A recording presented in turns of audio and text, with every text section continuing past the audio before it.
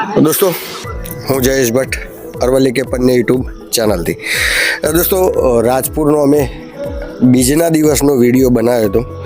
તો એક વાત અમારા મગજમાં પણ થોડી ગૂંચવાતી હતી, કારણ કે એનું જે અમે બીજના દિવસે આવ્યા પછી જે ઇતિહાસ જાણ્યો કે રામદેવજી મહારાજ અહીંયા ઈંટોનું બાનું એ પણ અહીંયા આપી ગયા, મૂર્તિ પણ એમને એ મૂર્તિનું બાનું પણ એમને આપ્યું.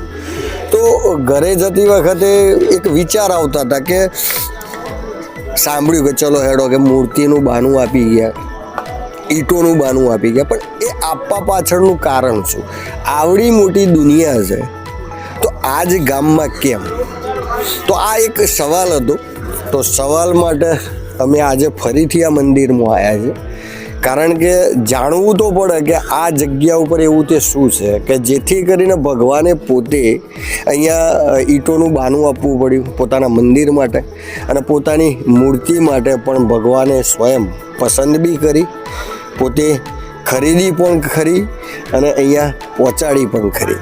તો આ શું છે એ જાણવા માટે અમે આવ્યા છે મંદિરમાં. તો જઈએ આપણે મંદિરમાં અને જોઈએ કે શું એવી પરિસ્થિતિ હતી. બાબા રામદેવજી મહારાજને અહીંયા ઈંટો અને મૂર્તિ અહીંયા પહોંચાડવા પાછળનું કારણ શું હતું એ જરા આપણે મંદિરમાં જઈને બાબાની સામે જ જાણીએ કે શું હતું એ.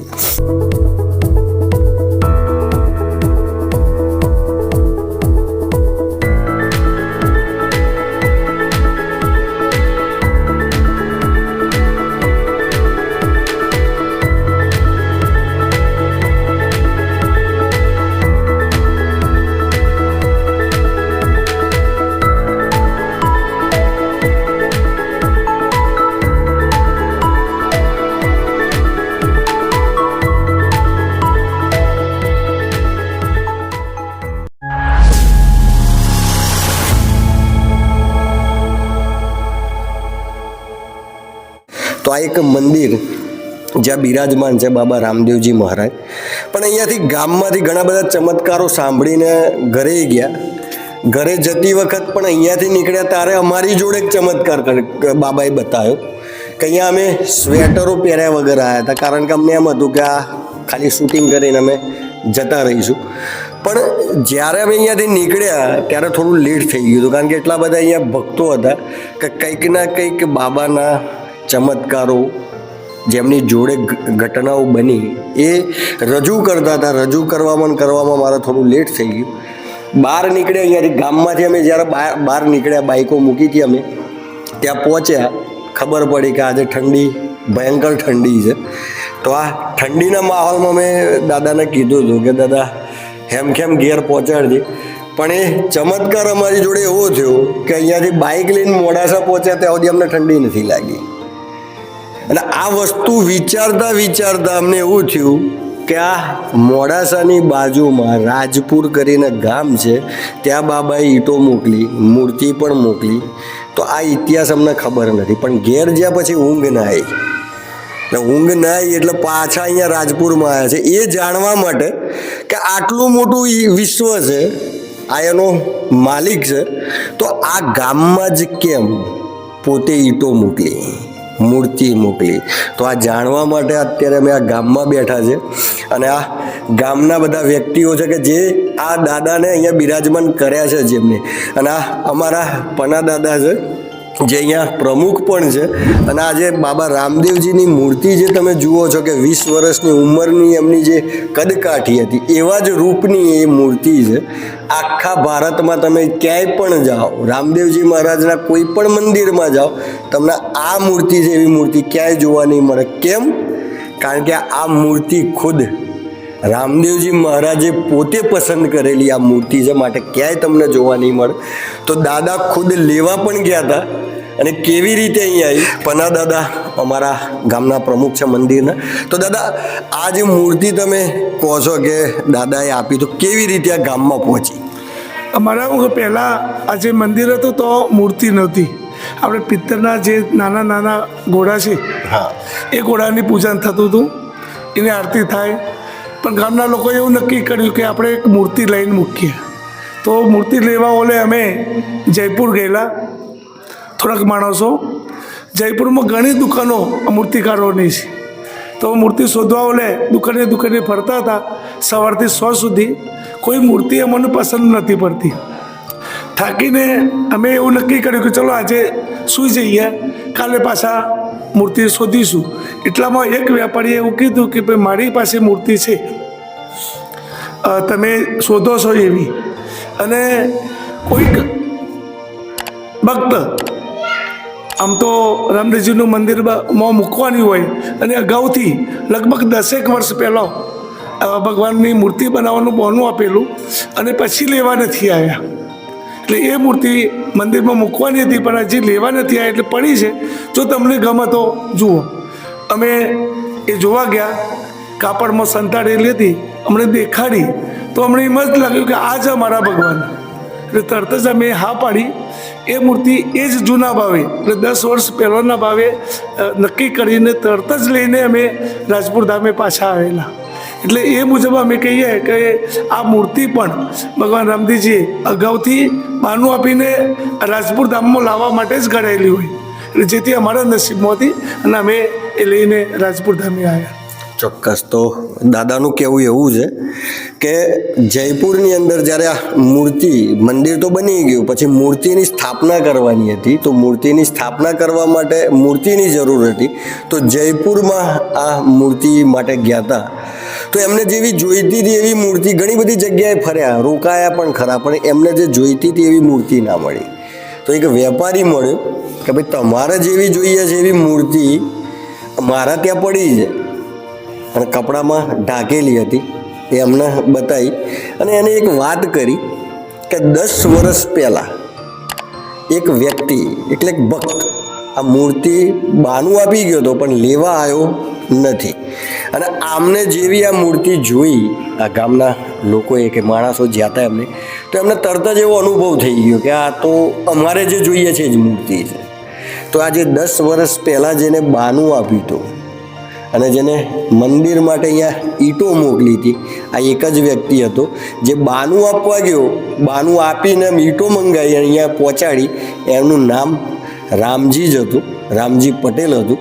અને આ મૂર્તિ પણ અહીંયા મંદિર બનતું હતું ને ત્યાં મૂર્તિ અમને નોંધાઈ પણ દીધી હતી, તૈયાર રાખી હતી. આ જો લોકો લેવા ગયા અને અહીંયા પહોંચી. તો આ તમે મૂર્તિ જુઓ છો, આવી ભારતમાં એક જ છે. કારણ કે જોયા પછી જ ખબર પડે કે એક જ આવી મૂર્તિ છે જે અવલૌકિક લાગે, તમને જોતાની સાથે એમના ઉપર એક નજર કેન્દ્રિત થઈ જાય. અને આજે આપણે વિડીયો મૂક્યો છે કે કોન્શિયસ અનકોન્શિયસ માઇન્ડ કે ચમત્કાર કેમ થાય, વિજ્ઞાન પણ સ્વીકારે છે કે આ ધામોમાં ચમત્કાર થાય છે. તો દાદા હવે મૂર્તિની વાત તો પતી કે આપણે ચલો કે ભાઈ 10 વર્ષ પહેલાં ભક્ત કોઈ હતા એમને નોંધાય, પણ આ ગામમાં એક વસ્તુ એ પણ ખબર પડી કે ઈંટોનું બહાનું પણ અહીંયા આપ્યું. તો આ ઈંટોનું બહાનું આપ્યું એ પણ સમજાય છે, પણ આ ગામની ભૂમિ જ આ દાદાએ કેમ પસંદ કરી એ તો આપણને ખબર ના પડે.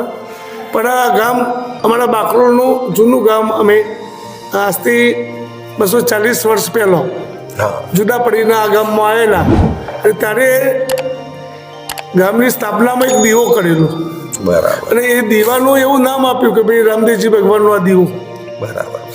એટલે એ દીવાની સેવા કરતા હતા. એટલે ભગવાને એવું વિચાર્યું હોય કે ભાઈ મારે તો ગુજરાતમાં રાજસ્થાનથી જવું છે. જેમ આપણે ગોકુળ મથુરાથી શ્રી કૃષ્ણ ભગવાન ગુજરાતમાં ધોળકામાં આવીને વસેલા, એમ ભગવાન રામદેવજીને પાછું એવું થયું હોય કે ચલો હું રાજસ્થાન તો કેવું હોયથી તો પાછું ગુજરાતમાં જવું છે. અને એને ભગવાનને આ ગામ ગમી ગયું હોય, અથવા એ વખત તો નાનકડું ગામ હોય તો આ ગામમાં જઈને વસવાટ કરું મૂર્તિ આપણા મંદિર રૂપે. અને એ મંદિર બનાવ્યું હોય જે ભક્તોની શ્રદ્ધા થાય, આસ્થા થાય, અને જે ભગવાન માનતા હતા કે ઊંચ નીચના ભેદ મિટાવીને બધાને એક જ ભેગા રાખીને ભજન કીર્તન થાય અને આપણા સનાતન ધર્મને ટકાવી રાખવા, એના માટે ભગવાને આ ગામ પસંદ કર્યું હોય. અને નગર નાનકડું ગામ, આ ગામ બાળક ઘરની વસ્તી હતી, એમાં ક્યારેય મંદિર ના થાય, નાની ડેરી ના થાય, એવામાં મોટું મંદિર એ વખતે બનેલું. અને આજે તો જુઓ તો 1993માં ઘણું મોટું મંદિર. એ ભગવાનની કૃપા હોય તો જ થાય, માણસ કશું ના કરી શકે. ચોક્કસ. એ રીતે આ ભગવાને બનાવ્યું હોય એવું અમને લાગે છે. આજે પણ આ મંદિર કેવા ફંડ પાડો ઉઘરાવતું નથી, કોઈની પાસે પૈસા માગતું નથી, છતાંય મંદિરનું આરામથી બધું કાર્ય ચાલતું હોય છે. હજારો ભક્તો આવે છે, દર્શન કરે છે. એટલે એવું લાગે છે કે ભગવાનની કૃપા આના પર વધારે હોય, ભગવાનનું આ મંદિરમાં મન હોય. અને મૂર્તિની વાત કરું તો દર બીજે અમને એવું લાગે દર બીજે ભગવાન એમનો રૂપ બદલતા હોય, ચહેરો બદલતા હોય.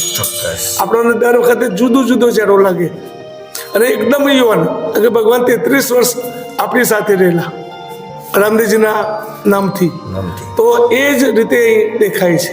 એટલે એવું લાગે કે ભગવાનનું આ ધામ છે અને ભગવાન પોતાની મરજીથી અહીં આવેલા. ચોક્કસ.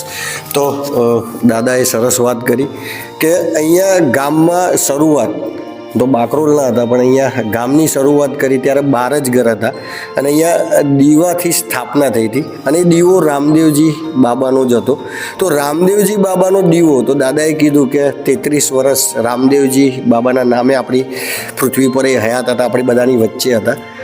તો બાબાની એક સમાધિ, જ્યારે સમાધિ એમને લીધી અને સમાધિમાં જ્યારે એમને સમાધિ લીધા પછી એમના એક ભાઈ હતા હરજી ભાથી કરીને, એ એમને હરબુજી માસીના દીકરા, એમના માસીના દીકરાના પેલો મળ્યા હતા સમાધિ લીધા પછી.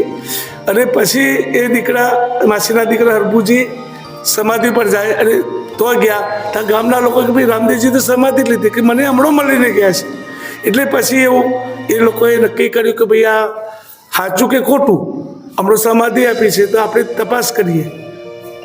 અને તપાસ કરતી વખતે આકાશવાણી થયેલી, એવું કહેવાય છે કે ભાઈ તમે આ ખોટી રીતે સમાધિને અડકો છો, ખોલો છો, એવું ના કરો.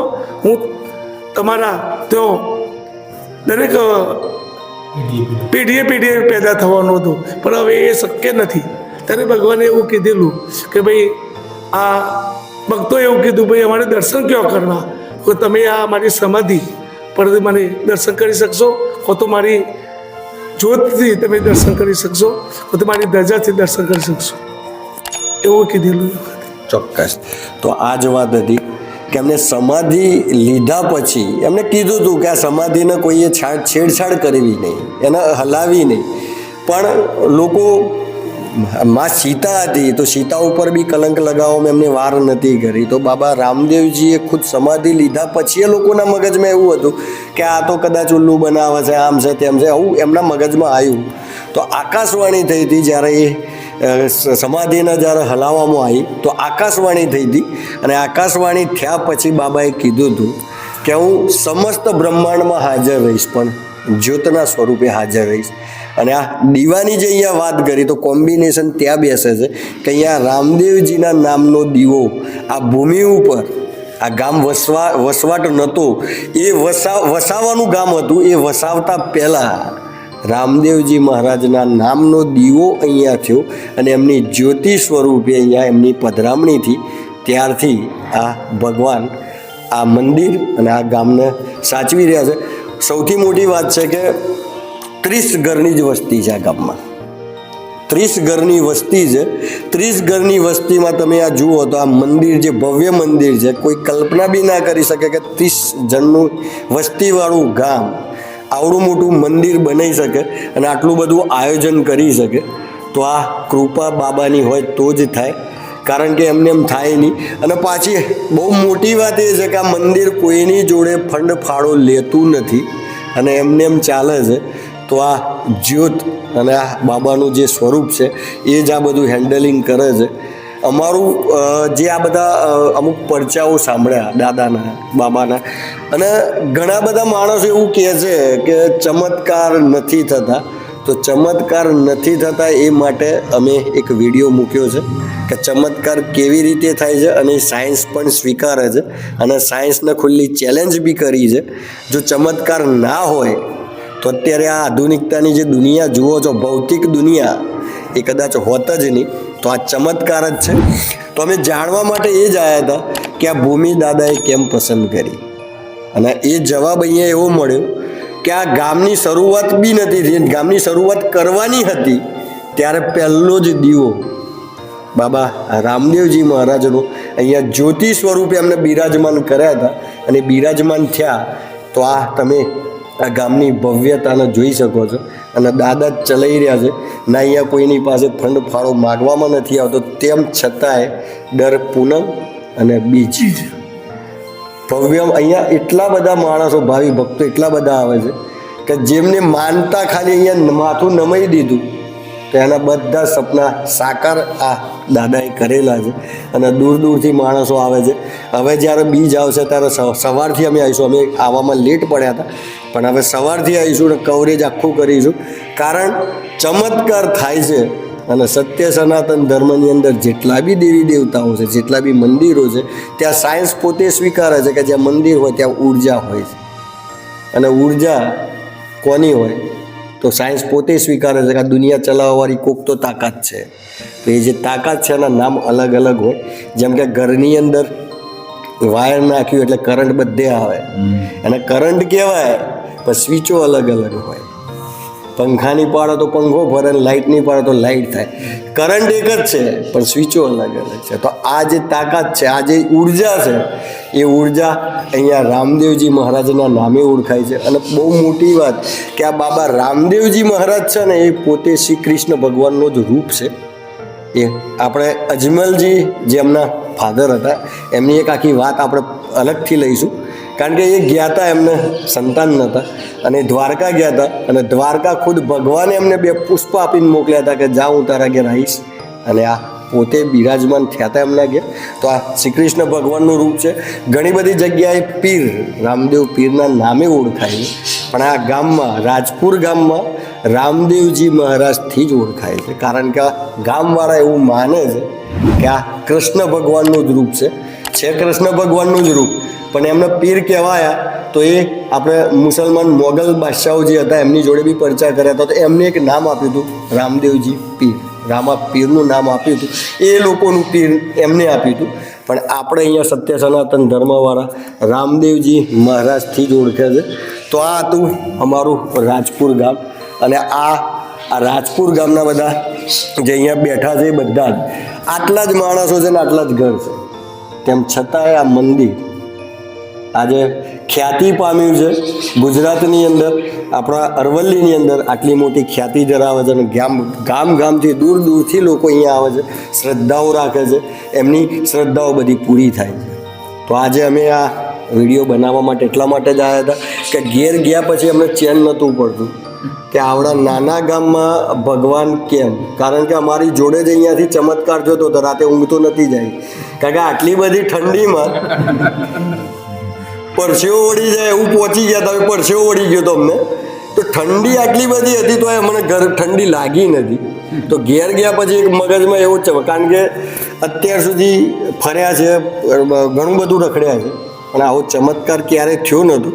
આ ભૂમિ પર પગ મૂક્યો અને બાબાના ગુણ અહીંયા જ ઊભા રહીને ગાયા હતા, તો કદાચ બાબાના ગુણ અહીંયા મોઢામાંથી નીકળ્યા અને લોકોના મોઢેથી અમારા કાને પડ્યા, તો કદાચ બાબા એ બાબતે બચાયા હોય કે બેટા સ્વેટર લીધા વગર આવ્યા છો, મારી કૃપા છે, તમે તારા જાઓ. અને પછી ઘેર ગયા પછી એવો વિચાર આવ્યો કે આ જ ગામ કેમ પસંદ કર્યું. એટલા માટે ફરીથી મુલાકાત કરવા આવ્યા, કારણ કે સવાલો એટલા બધા હતા કે ગામ કેમ પસંદ કર્યું. કારણ કે કોઈ પણ જગ્યા જ્યારે કોઈ ભગવાન પસંદ કરે એટલે આ જ્યોતિ જે આ ગામની ભૂમિને પસંદ કરી તો કેમ કરી. તો આ ભૂમિ ઉપર પહેલો જ દીવો રામદેવજી મહારાજના નામનો થયો એટલે આ જગ્યા એમની થઈ ગઈ. કહેવાય છે કે રાજપુર ગામે મિની રણુજા જ છે, નાનું રણુજા આને કહેવાય છે. કારણ કે રામદેવજી મહારાજ પોતે જે સ્વયં એમનું 33 વર્ષની ઉંમરમાં, એટલે એમની 33 વર્ષની ઉંમર હતી, પણ આ મૂર્તિ તમને દેખાય છે 20 વર્ષની યુવાનીનું એમનું જે સ્વરૂપ હતું એવી આ મૂર્તિ છે. તો હજી ઘણા બધા પ્રશ્નો છે, ઘણી બધી વાતો છે હજી કરવી છે. તો દાદા મેં એવું સાંભળ્યું હતું કે અહીંયા આપણે શું કહેવાય પેલા વણઝારા લોકો આવે છે એમને દીવો કરે તો એવી વાત છે. એટલે જ્યારે ગામનું નવી સ્થાપના કરવાની હોય એટલે જમીન તો સમતલ કરવી જ પડે. એટલે સમતલ કરવા એટલે તારે એવું એ જમાનામાં આજથી ઘણા વર્ષો પહેલો વણઝારા કોમવાળા જમીન સરખી કરી આપતા હતા. એટલે એમને બોલાયેલા અને એમને જ્યારે અહીં ગામમાં જમીન સરખી કરવા આવ્યા તો કે પહેલું આપણે શરૂઆત કરીએ આપણા ધર્મમાં તો દીવો કરીને અગરબત્તી કરીને કરતા હોય એટલે એ મુજબ એ દીવો ચાલુ કરેલું. ચોક્કસ ચોક્કસ ચોક્કસ. એટલે આપણે કહેવાય કે ભાઈ વણઝારા કોમે ભેગા રહીને આપણે દીવો ચાલુ કરેલું. અને એ લોકો પણ આજે પણ એવું માને છે કે ભાઈ આ અમે ભગવાનને અહીં રાજપુરમાં પધરામણી કરાવી હતી. ચોક્કસ ચોક્કસ. તો આ ગામની શરૂઆત વખતે જ્યારે પેલા વણજારા લોકો હોય છે જે પોતાના જે ગેટ પેલા ગધેડા જેવું હોય એના ઉપર માટી લાવે અને સરખું કરતા હોય છે એમને અને આ ગામના વ્યક્તિઓ બધા ભેગા થઈને શરૂઆત કરી એટલે કે જ્યોતથી કરી અને જ્યોત બાબા રામદેવજીની હતી. અને દાદા અહીંયા આપણે એક ધૂણી છે એનો બી અમે એક ચમત્કાર સાંભળ્યો હતો પેલા દિવસે વાત ચાલતી હતી એમાં પણ એ વખતે લેવાયું નહોતું. તો આ ધૂણી જે અહીંયા છે એનો કંઈક ચમત્કાર છે. આ જે અમારા મંદિરમાં ધૂણી છે એ એવું કહેવાય છે કે અમારા મંદિરના પૂજારી તરીકે શિવગીરી મહારાજ કરીને ગૌસ્વામી હતા. એ બાળ બ્રહ્મચારી પોતે વખત અંધ હતા અને ભૈરવજોલીવાળા હતા. એમને સ્થાપના આ ધૂણાની કરેલી આજથી લગભગ ઘણા વર્ષો પહેલાં એટલે 70 વર્ષ પહેલાં. અચ્છા.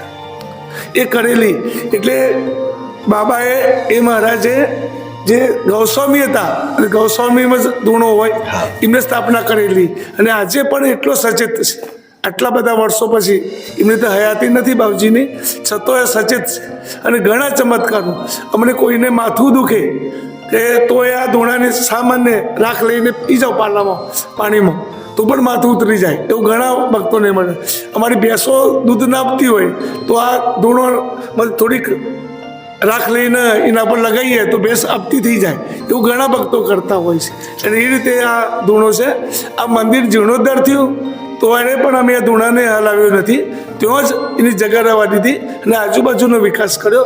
એટલે એ આજે પણ 70 વર્ષથી એકદમ ચાલુ છે, ક્યારે બુજાઈ નથી. અખંડ ધૂણો છે. આજે પણ અમે ઇનામમાંથી જ અંગારા લઈને આપણે ધૂપ કરીએ છીએ. કુકરનું ધૂપ એ ધૂણામાંથી જ થાય છે. ચોક્કસ ચોક્કસ. આવું જ એક આપણે જાણીએ તો કદાચ શેરડી સાઈ ત્યાં પણ આવું એક ધૂણો ચાલે છે અને એની જે રાખ છે એને ઉદી કહેવાય છે.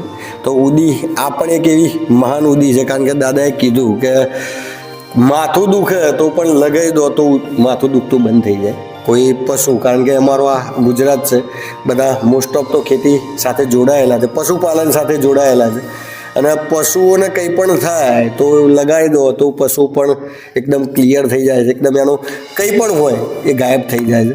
તો આ ચમત્કાર આ ભૂમિનો અને આ ગામના લોકો જે અહીંયા બેઠા છે એમના મોઢે જ છે. ઘણા બધા અહીંયા બેઠા છે તો દૂર દૂરથી તો લોકો આવે છે, ચમત્કાર થાય જ છે એમની જોડે. અને દૂર દૂરથી ક્યારે આવે તો ચમત્કાર થાય તારે, કારણ કે આપણી ભારતની પબ્લિક એટલે આપણી બધી સ્વાર્થી પબ્લિક છે. સ્વાર્થ એમનો હોય તો આવે. જો આ દાદાના ધામમાં જો ચમત્કાર ના થતા હોય તો એક જ વખત આવે, બીજી વખત ના આવે કે પછી બીજો મંદિર ગોતે. તો અહીંયા દિવસે ને દિવસે અહીંયા એટલી બધી પબ્લિક આવે છે દર્શન કરવા. તો એક વાત તો નક્કી છે કે બાબા ઘેર ઘેર જઈને કામ કરે છે, એ વાત તો નક્કી જ છે. પણ આ ગામના આટલા બધા માણસો બેઠા છે એમની જોડે તો કંઈક કર્યું હશે ને તો જ અહીંયા મંદિરમાં છે.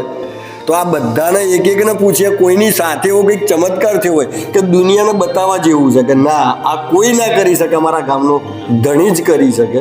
તો એવા પણ ચમત્કારો અહીંયા બધા બેઠા છે. અમે એમાંથી કોકને પૂછીએ, કારણ કે આપણે જે જાણવા આવ્યા છે સત્ય સનાતન ધર્મની અંદર દરેક દેવી દેવતાઓની અંદર એટલો પાવર છે, એટલી ઉર્જા છે કે એને જો તમે માનો, દિલથી માનો, એને શ્રદ્ધાથી માનો, ભાવથી માનો તો એ તમારા ઘેર આવીને કામ કરે છે. કારણ કે આ પોતે કૃષ્ણ છે અને આપણે બધા સુદામા છીએ. જો સુદામા ખાલી એક રુદન કરીને ખાલી કૃષ્ણ જોડે હાથ લાંબો કરે ને તો એ ઓટોમેટિક એનું કામ થઈ જાય.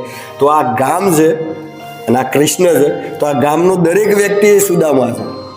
તો આ સુદામા જોડે કેટલા ચમત્કારો આ બાબાએ કર્યા છે એ પણ આપણે જાણીએ. શું નામ છે દાદા આપણું? મારું નામ પટેલ મોતીભાઈ ભીખાભાઈ. મોતીભાઈ ભીખાભાઈ. અમારા ઘરડામાં હતા કુંવરબા કરીને માં હતા મારા ફાધરના માં. તો એમના વર્ષો પહેલાં ગામના હોય ચોપ એક લેબડું હતું, ત્યાં આગ લાગેલી. તે ભગવાન જાતે રાત્રે એમના માથા પાછળ હાથ મૂકીને ઉઠાડેલો કે આગ લાગી છે, ઉઠ ઉઠ કુંવરબા જાગ, લેબડા પર આગ લાગી છે એવો ચમત્કાર આપેલો છે. અને એક બીજો ચમત્કાર, મારા નોકરીમાં મારે ડિવિઝન લઈને જે જગ્યા પર બેસવાનું હતું તો મને જગ્યા નથી મળતી. બસ મારા મોટા ભાઈ અને અમે બંને ઈડર ડિવિઝનમાં સાહેબ જોડે ગયા કે સાહેબને કહ્યું કે તમે શેની સેવા કરો છો? તો હું કે રામાપીરની. કે રામાપીરના ઘોડાવાળાને મને કહી દીધું છે તને પાછો જે જગ્યા પર પાલ્લા તો એ જગ્યા પર તને મૂકવાનું છે. એના સાક્ષી મારા મોટા ભાઈ હતા. ચોક્કસ લો, આવડો મોટો ચમત્કાર કે એમને નોકરી માટે બી પેલો સાહેબ એમ કહી દીધું કે ઘોડાવાળા રામદેવજીએ કહી દીધું છે કે જ્યાં હતા ત્યાં જ બરાબર છે. તો આવડો મોટો ચમત્કાર, અને બાનો એક ચમત્કાર એમને કીધો કે અહીંયા લીમડો હતો, હળગતો હતો, તો ઉઠાડીને જાતે બતાવ્યું કે આ ચમત્કાર એવું નથી કે આ આમને દાદાએ કીધું એટલે માની લેવું, પણ ચમત્કાર થાય છે. કેમ થાય છે એ આખો વિડીયો મૂક્યો છે, એ જોવા જેવો છે. જોઈ લેજો કે ચમત્કાર કેમ થાય છે. કોઈ એમ કહેતું હોય કે નથી થતા, તો આપણે સાબિત કરીએ કે ભાઈ ચમત્કાર થાય. આમ તો કહું હું કે અમારા વડીલો એવું કહે છે કે જૂનું મંદિર હતું ત્યારે લાકડાના અંતરાલ હોય, આપણા જે આપણા મંદિરમાં આપણે આડો રાખેલો હોય અંતરાલ, એટલે તારે ચોડાયેલા. અચ્છા. અને અંતરાળ ચોડી ગયેલા, છોડવા બોલે.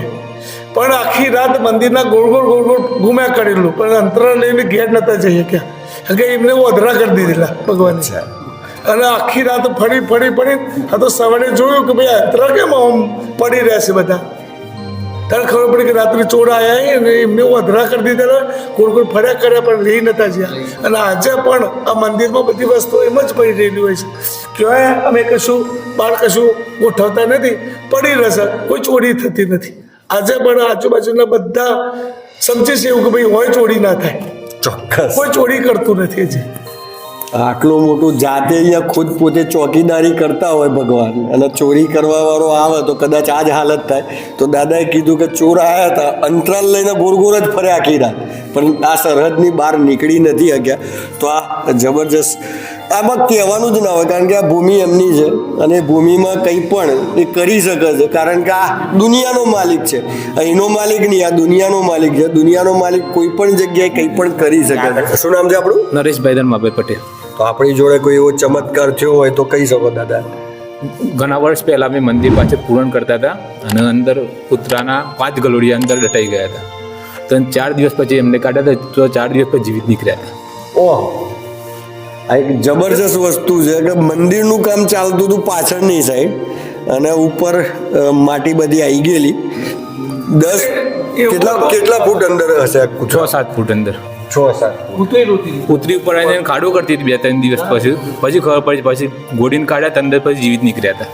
તો આ એક જબરજસ્ત બાબાનો ચમત્કાર કહેવાય કે પાછળ માટીમાં કૂતરા 6-7 ફૂટ અંદર દટાઈ ગયા હતા, બચ્ચા ગલુડિયા, અને કૂતરી ઉપર બેસીને રોતી હતી. ખબર પડી કે કંઈક પ્રોબ્લેમ છે. 4 દિવસ પછી ત્યાંથી એમને નીકાળ્યા તો બધા જીવતા નીકળ્યા. તો આ ધામ પવિત્ર ધામ એ પણ એટલા માટે બી કહેવાય કે બાબાની ચરણોમાં જે પણ જીવ આવ્યો, એવું નથી કે બાબા રામદેવજી મહારાજ એ માણસો ઉપર જ ચમત્કાર કરે છે કે માણસોને જ જીવાદોરી આપે છે, એવું નથી. આ ગામની અંદર કોઈ પણ જીવ હોય એ બાબાનો જ જીવ છે. તો બાબા બધાને સાચવા થતા. કૂતરાનો એક જબરજસ્ત ચમત્કાર કહેવાય કે 6-7 ફૂટ અંદર, અને એ પણ તમે એની પાછું 4 દિવસ પછી ખોદીને કાઢ્યા તો એમાંથી એકે મર્યું નહોતું, બધા જ જીવતા નીકળ્યા હતા. તો આ જબરજસ્ત જાણવા જેવી વસ્તુ છે. બીજું કંઈ દાદા? અમારા મંદિરના પાછળ બાંધકામ ચાલતું હતું ટોકીનું, ઉપર લાઈન હતી. એક મજદૂર છે ને, 11 કેવી હંગાત ટચ થઈ ગયું, આખું સળગી ગયું, કોઈ શક્યતા નથી ને બચવાની. તો દાદાની એવી કૃપા હતી કે જીવી ગયો, અત્યારે હાલ જીવો છે. એવું છે? હા. કેટલા કેવીની લાઈન હતી? 11 કેવી, 11,000 વોલ્ટ. 11,000 કેવીની આપણે લાઈન હતી. એના પાછળ સરકારી કામ ચાલતું હતું અને એ બી નો એટલે ખેંચી લીધો. તારે બરાબર. અને મેં પણ જોયેલું જાતે જ મારી વખતે આખો સળગી ગયેલો અને સળગીને પછી ભૂઈ પડેલો. હમણાં એમાં કહ્યું ભાઈ આ મળી ગયો છે. તાત્કાલિક અમે હોસ્પિટલમાં પહોંચાડ્યા. અમારા મહિલા મંડળે એ જ વખતે બધા ભેગા થઈ ગયા અને બાધા લીધી કે જો આ જીવી જાય તો એના ઘેર જઈને અમે અમારા ખર્ચે એટલે પાણી પણ અમારું, ચા કરીએ એ અમારું, પ્રસાદ પણ અમારી, એ રીતે મહિલા મંડળે બાધા રાખેલી અને એ ભાઈ કશું થયું નહીં. અમદાવાદ સિવિલમાં રહ્યો, જીવી ગયો. પણ દર બીજે દર્શન કરવા આવે છે આજે પણ. આ તો 4-5 વર્ષની વાત છે, પણ આજે પણ એ દર બીજે દર્શન કરવા આવે છે, ભાઈને મળે છે. ચોક્કસ આ વખત કદાચ અમારો ભેટો થશે તમને મળાઈશું. કારણ કે 11 કેવીની 11,000 વોલ્ટ એને કોઈ ટચ થઈ જાય તો લાગતું નથી, આખું શરીર ફાટી જાય અને તાત્કાલિક મરી જાય. તો આ તમારી સામે છે કિસ્સો કે જે ભાઈને આવું પ્રોબ્લેમ થયો એ બચી પણ ગયો ને આજે ભરે છે, અહીંયા બીજ ભરવા આવે છે.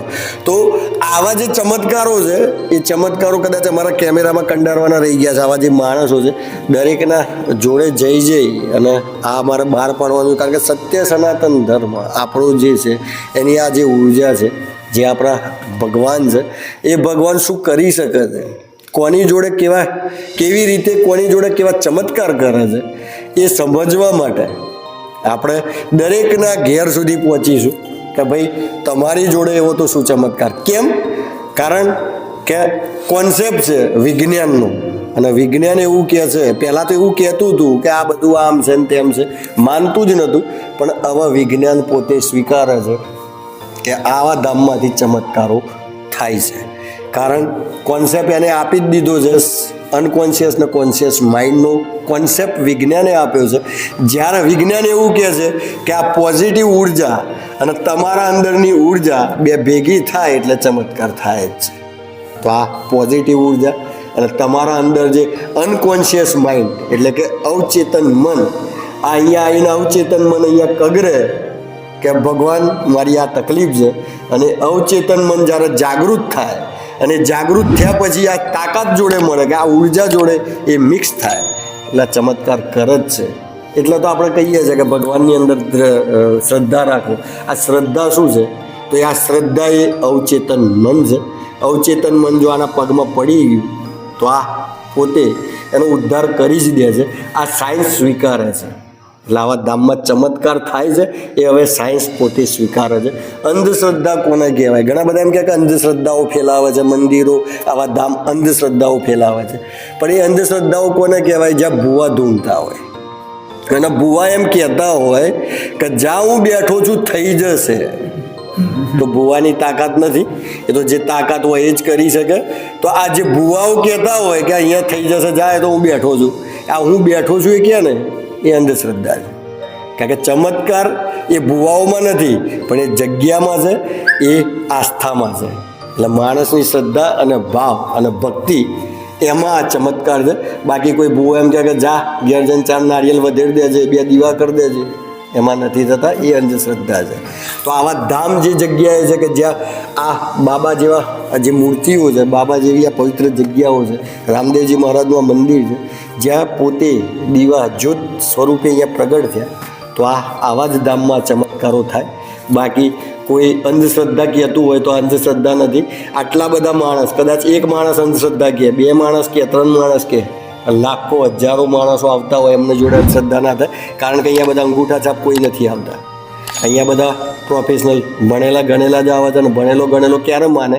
જે ભણ્યો હોય ને ગણ્યો હોય, ભણ્યો હોય ને ગણ્યો હોય, એટલે ગણ્યો હોય ને એનો તર્ક બુદ્ધિ વધારે હોય અને એની બધી તર્ક બુદ્ધિઓ પૂરી થઈ જાય ત્યારે જ અહીંયા નમે. તો અહીંયા ભણેલા ગણેલા આવે છે ક્યારે આવે? કારણ કે બધી જગ્યાએથી કંટાળી ગયા હોય ત્યારે અહીંયા આવે ને અહીંયાથી ચમત્કાર થયો હોય ને એટલે પછી ક્યાંય પૂછે જ નહીં, પછી કાયમ માટે અહીંયા નમતો જ થઈ જાય. કારણ કે એ ના સ્વીકારે. ઘણા બધા એવું કહે છે કે ના સ્વીકારે, કે ના રે આ તો બધું નથી. પણ જ્યારે એવો લાફો મારીને બતાવે ને કે જો બેટા હું છું, એટલે ખબર પડી જાય કે હું છું. જે આવે છે બધી જગ્યાએથી ફરીને પછી અહીંયા આવ્યા હોય અને અહીંયાથી શ્રદ્ધાથી એમનું કામ થયું હોય ને એટલે અહીંયા રોજ આવે. તો આ છે અમારા રાજપુરના બાબા રામદેવજી મહારાજ અને આ છે અમારું રાજપુર ગામના બધા વડીલો અહીંયા બેઠા છે. જે 30 ગામની જ વસ્તી છે તેમ છતાંય આ ભૂમિ ઉપર આવડું મોટું મંદિર એ બાબાની કૃપા જ છે. અને આ બાબાના ભક્તો, હું તો આમને બધાને સુદામા જ કહું, કારણ કે આ કૃષ્ણ છે તો આ સુદામા જ છે. તો આ બધા સુદામા છે. તો આ ભગવાનના દર્શન કદાચ કરવા આવ્યા હોય ને રસ્તામાં કદાચ કોઈ પ્રોબ્લેમ નડ્યો અને આ ગામનો કોઈ પણ વ્યક્તિ મળી જાય ને એને પગે લાગી લો ને તો બાબાના દર્શન કરેલા છે એમ જ સમજવાનું. કારણ કે આ નજીક, આવા નજીક કોને રહેવા મળે? તો જે સુદામા હોય એમને જ રહેવા મળે. બાજુમાં બેસવા કોને મળે? તો સુદામાને મળે.